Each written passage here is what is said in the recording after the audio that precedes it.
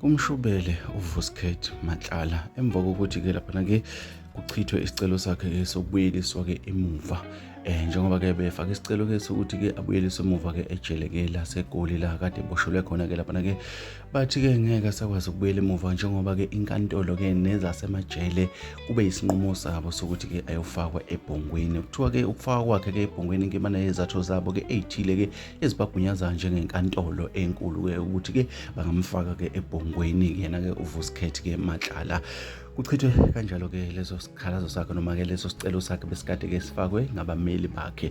Phinde abameli bakhe baveze okunye okusha-ke laphana-ke bathi-ke bazofaka isicelo-ke sebheyili-ke emva kokuthi-ke babe nobunye futhi ubufakazi-ke ababutholile-ke mayelana-ke namacala amakhulu-ke abeke wona-ke uVuskhet-ke Matlala-ke laphana-ke. Sikhumbule bafowethu-ke njengoba-ke laphana-ke ebhongweni kuthiwa-ke ukhaliswa-ke okwengane-ke encane njengoba-ke balokhu behla benyuka abameli bakhe-ke bazama ukumkhipha-ke kuleli jele-ke eliyingozi kangaka futhi okuyijele-ke elifumaniseka-ke umuntu limphoqa ngenkani ukuthi-ke ashintshe. Leli jele libalwa njengamajele amakhulu-ke la eSouth Africa-ke okuyilona jele-ke elunumber 1-ke lokugoba-ke isiboshwa esiyingozi-ke laphana-ke.